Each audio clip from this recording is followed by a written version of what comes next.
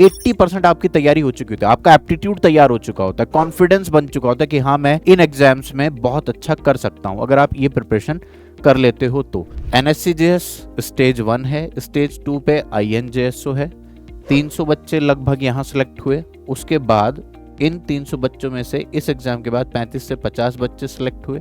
नजदीकी NSC exam centre को ढूंढे, national standard examination. Welcome back to the platform olympiad वाला, सबको पढ़ाने वाला, सब कुछ पढ़ाने वाला, और मैं आमिर अंसारी, आपका अपना मास्टर, घर का मास्टर। तो प्यारे बच्चों, इस वीडियो के थंबनेल को देख के आपको समझ में आ गया होगा कि हम NSCJS के बारे में बात करने वाले हैं। क्या है ही क्या ये NSCJS, क्या बवाल है, क्या बम है ये, जो भी इसके बारे में बात करने वाले हैं, ठीक है। सारी बात करने वाले हैं, कौन एलिजिबल है, एग्जाम को कैसे दिया जा सकता है, कैसे फॉर्म फिल करना है, कहाँ अप्लाई करना है, एलिजिबिलिटी शैलिजिबिलिटी, सिलेबस, एग्जाम पैटर्न, हर एक चीज़ के बारे में मैं कंप्लीट बात करने वाला हूँ। और एग्जाम करने के बाद क्या लेवल्स हैं, क्या यहीं पे बात रुक जाती है, क्या इसके बाद भी कुछ होता है, तो उसके बारे में पूरी बात करने वाला हूँ, ठीक है। तो पहली बात, अहम बात, कि मैं NSCJS क्यों करूं, वाई NSCJS।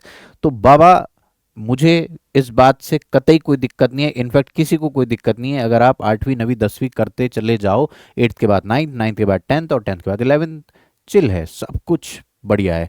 लेकिन मैं उन बच्चों की बात कर रहा हूँ जो साइंस से थोड़ा सा प्यार करते हैं, महसूस करते हैं साइंस को, फिजिक्स को, केमिस्ट्री को महसूस करते हैं, उन्हें अच्छा लगता है इन चीज़ों के बारे में बात करना, सीखना, अपनी जिज्ञासा को शांत करने के लिए वो सब्जेक्ट को और डेप्थ में सीखते हैं, ठीक है। उनके दिमाग में सवाल चलते रहते हैं कि ये ऐसे क्यों होता है। तो उनका ये सीखना क्या सिर्फ स्कूल के लेवल्स तक ही सीमित रहना चाहिए?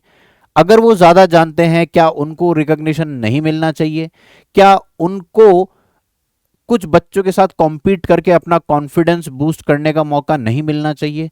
तो उन्हीं सब बच्चों के लिए, उन बच्चों के लिए जो चैलेंजेस एक्सेप्ट करते हैं, जो साइंस से प्यार करते हैं, फिजिक्स, केमिस्ट्री, बायोलॉजी को फील करते हैं, महसूस करते हैं, उसको पढ़ने में मजा आता है और उनकी जिज्ञासा शांत नहीं होती, ठीक है। तो ऐसे बच्चों के लिए, ऐसे बच्चों के लिए, ठीक है, जो थोड़ा सा भी प्यार करते हैं, उनके लिए एक एक एग्जाम तैयार किया गया है ये ओलंपियाड का। और इतना अच्छा रिकॉग्निशन ना सिर्फ अपनी स्टेट में, अपने शहर में, स्टेट में ही नहीं, हिंदुस्तान के लेवल पे ही नहीं, आपको मौका मिलेगा इंटरनेशनल लेवल पे परफॉर्म करने का, ठीक है। जिस तरीके से नीरज चोपड़ा जी एकदम रातों रात कहीं से कहीं पहुंच चुके हैं एक जैवलिन थ्रो के जरिए, वो एक एथलीट वाली दुनिया है, ठीक है। Olympics, olympiad, Olympics, athlete, Olympics, science में ओलंपियाड नाम है। तो इंटरनेशनली साइंस की दुनिया में नाम कमाने के लिए इन एग्जाम्स को बनाया गया है, और ये उस पूरी प्रोसेस की स्टेज 1 है, NSCJS, ठीक है। हल्के में मत आंकना इसको, ये भी अपने आप में बहुत बड़ी चीज है। तो पूरी बात करता हूं मैं आपसे, वाई NSCJS। तो बाबा, समझने वाली बात यह है कि ये एक ओलंपियाड एग्जाम है, ठीक है।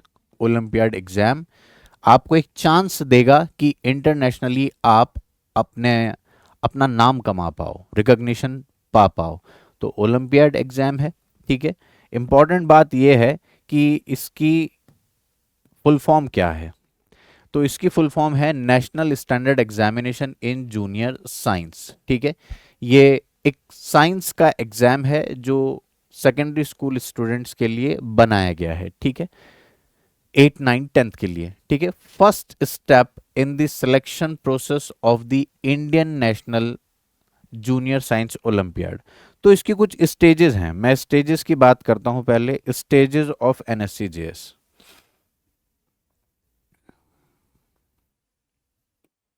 Stages of NSCJS। NSCJS मैंने जैसा कि आपको कहा, ये पहला पड़ाव है, NSCJS पहला पड़ाव है। इस पड़ाव में जितने भी बच्चे यहाँ फॉर्म फिल करते हैं, यहाँ से फिल्टर होके, यहाँ से फिल्टर होके लगभग 300, 350 बच्चे आगे आते हैं, ठीक है।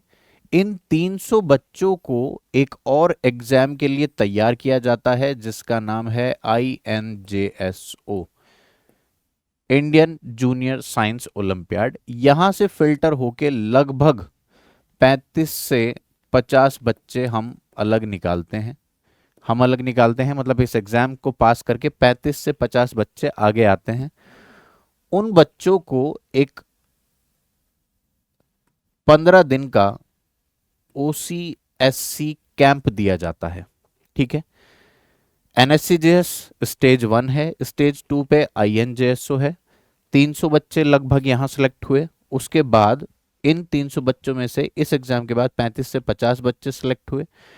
इन बच्चों में से OCSC कैंप इन बच्चों में से OCSC कैंप को पार करने के बाद यहाँ पर लगभग 4 बच्चे यहाँ पर निकलते हैं।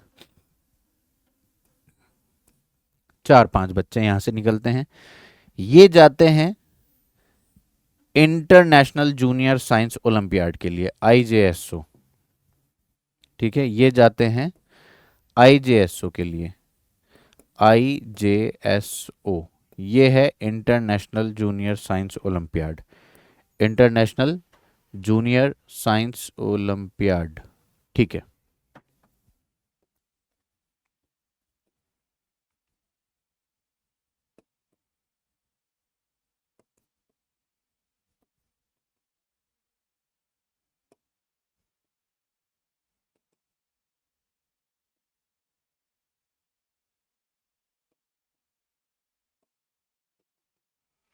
ठीक है बाबा। तो ये है पूरी कहानी, ये है स्टेजेस। तो ओवरऑल ये वाला एग्जाम पहला पड़ाव है। तो NSCJS क्या हुई, स्टेज 1। तो ये लाइन जो लिखी थी क्या आपको समझ में आ गई? भाई मच्छर भी लिखता जा रहा है तो हम ही क्या चीज़ है, मतलब मच्छर आया लिखता चला गया, बढ़िया है। तो ये वाली लाइन आपको समझ में आएगी। It is the first step in the selection process for the international Indian national junior science olympiad and international junior science olympiad. IJSO और INJSO के लिए ये पहली स्टेज है। ठीक है बाबा। अब इसके लिए रजिस्टर कैसे? तो एक तरीका तो इसमें यह है कि आप अपने नजदीकी NSC एग्जाम सेंटर को ढूंढें, नेशनल स्टैंडर्ड एग्जामिनेशन का सेंटर ढूंढें और वहां पर जाकर आप फॉर्म फिल कर दें। ठीक है, दूसरा तरीका क्या है कि आप IAPT वेबसाइट को विजिट करें। IAPT वेबसाइट, ठीक है, विजिट IAPT वेबसाइट। यहां पर NSCJS का लिंक होगा, वहां से आप फॉर्म फिल कर सकते हैं। ठीक है, NSCJS लिंक ये आपको आपकी मंजिल तक पहुंचा देगा, फॉर्म फिल करवा देगा, IAPT वेबसाइट। ठीक है बाबा।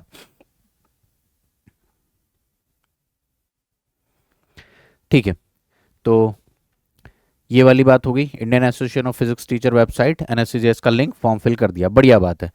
स्टेजेस आपको क्लियर हो गई। स्टेजेस के बाद एग्जाम का पैटर्न क्या है? इस एग्जाम में 60 क्वेश्चंस होते हैं और ये वाला पॉइंट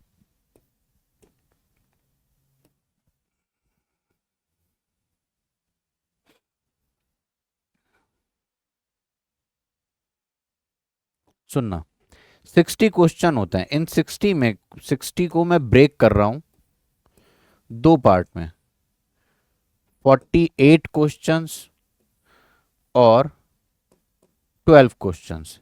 48 क्वेश्चंस होते हैं सिंगल चॉइस क्वेश्चन। इसमें +3 फॉर करेक्ट, -1 फॉर इनकरेक्ट। ठीक है, अब ये जो 12 हैं ये है multiple choice question, +6 for correct और 0 फॉर इनकरेक्ट।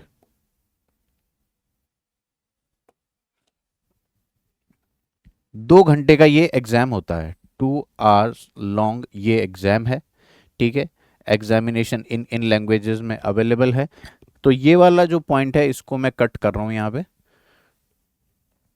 ये मैंने कवर कर दिया। ठीक है, 2 घंटे का ये एग्जाम है, 2:30 बजे से 4 साढ़े 4 के बीच में होता है, 2:30 PM टू 4:30 PM।